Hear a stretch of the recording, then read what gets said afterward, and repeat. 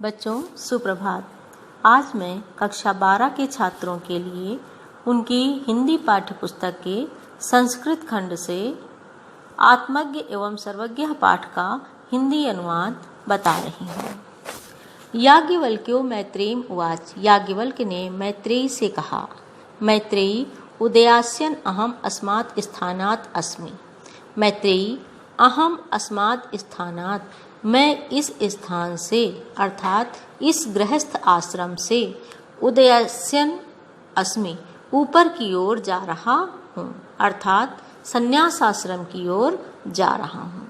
ततः इसलिए ते अनया कात्यायन्या विच्छेदम कर्वाणि, तुम्हारा और इस कात्यायनी का विच्छेदम कर्वाणि बंटवारा कर देता हूँ। तात्पर्य, तुम्हारा और अपनी दूसरी पत्नी कात्यायनी का संपत्ति में बंटवारा कर देता हूँ। मैत्रेयी उवाच। मैत्रेयी ने कहा, यदीयं सर्वा पृथ्वी वित्तेन पूर्णा स्यात्। यदीयं, यदि धन इयं दीर्घ संधि, यदि यह संपूर्ण पृथ्वी धन से परिपूर्ण हो जाए, तत् किम तेन अहम अमृता स्यात्, तो क्या मैं उससे अमर हो जाऊंगी। याज्ञवल्क्य उवाच। याज्ञवल्क्य ने कहा, नेति नहीं। यथैव उपकरणवतां जीवनम तथैव ते जीवनम स्यात्। यथैव जैसा साधन संपन्न उपकरणवताम धनवानों का जीवनम जीवन होता है, तथैव ते जीवनम स्यात्, वैसा ही तुम्हारा जीवन हो जाएगा। जैसा जीवन धनवानों का होता है, साधन संपन्नों का होता है, वैसा ही तुम्हारा जीवन हो जाएगा। अमृतत्वस्य तु नाशास्ति वित्तेन इति। वित्तेन धन से तो अमृत तत्व की या अमरता की आशा न अस्ति, आशा नहीं है। ना धन आशा धन अस्ति, दीर्घ संधि है, अर्थात धन से अमरता की आशा नहीं है। सा मैत्रेयी उवाच। उस मैत्रेयी ने कहा, येन अहम न अमृता स्याम किम अहम तेन कुर्याम। येन जिससे अहम मैं न अमृता स्याम अमरता को नहीं प्राप्त कर पाऊंगी या अमर नहीं हो पाऊंगी, तेन उसे किम अहम कुर्याम या उसका मैं क्या करूंगी। यत् एवं भगवन् केवलम अमृत तत्व साधनाम जानाति तदेव में ब्रूहि। भगवान अमृत तत्व साधनम यदेवं जानामि। भगवान आप जो अमृत तत्व साधनम जानाति अमरता का साधन जानते हैं, केवलम केवल तदेव वही में ब्रूहि मुझसे कहें या मुझे बताएं। याज्ञवल्क्य उवाच। याज्ञवल्क्य ने कहा, प्रिया न सती त्वं प्रियं भाससे। न मेरी, तुम मेरी प्रिया हो। त्वं न प्रिया, तुम मेरी प्रिया हो। प्रियं भाससे, और प्रिय बोल रही हो। एह आओ उपविश बैठो। मैं व्याख्यास्यामि ते अमृतत्व साधनम, मैं तुमसे अमृतत्व साधनम अमरता के साधन की व्याख्यास्यामि व्याख्या करूँगा। याज्ञवल्क्य उवाच। याज्ञवल्क्य ने कहा, न वा अरे मैत्रेयी पत्युः कामाय पति प्रियो भवति। अरे मैत्रेयी, हे मैत्रेयी, पत्युः कामाय पति की कामना के लिए पति न वा प्रियो भवति प्रिय नहीं होता है।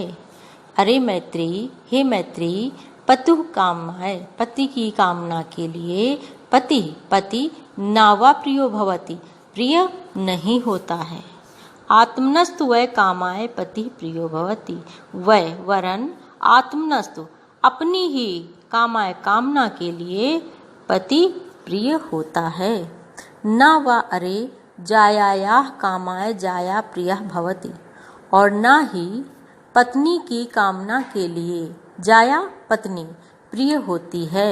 वह वरन आत्मनस्तु कामाय जाया प्रिया भवति। अपनी ही कामना के लिए जाया यानी पत्नी प्रिय होती है। न वा अरे पुत्रस्य वित्तस्य चा कामाय पुत्रो वित्तं वा प्रियं भवति।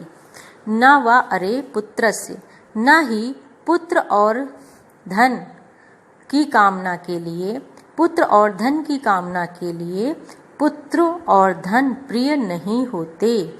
आत्मनस्तु वै कामाय, वरन अपनी ही कामना के लिए पुत्र और धन प्रिय होता है। न वा अरे और सर्वस्य कामाय सर्वं प्रियं भवति, और न ही सबकी कामना के लिए सभी प्रिय होता है। आत्मनस्तु वा कामाय, बल्कि अपनी ही कामना के लिए सर्वं प्रियं भवति, सब कुछ प्रिय होता है। अर्थात तात्पर्य है कि संसार में जो कुछ भी मनुष्य को प्रिय होता है वो सिर्फ अपनी कामना के लिए, अपनी इच्छा के लिए या अपने स्वार्थ के लिए प्रिय होता है, दूसरे के स्वार्थ के लिए प्रिय नहीं होता। पति इसलिए प्रिय होता है कि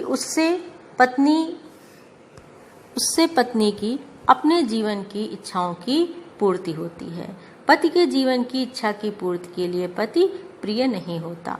उसी प्रकार से पुत्र या धन भी सिर्फ अपनी कामना के लिए ही, अपनी इच्छा के लिए ही, अपने स्वार्थ के लिए ही प्रिय होता है।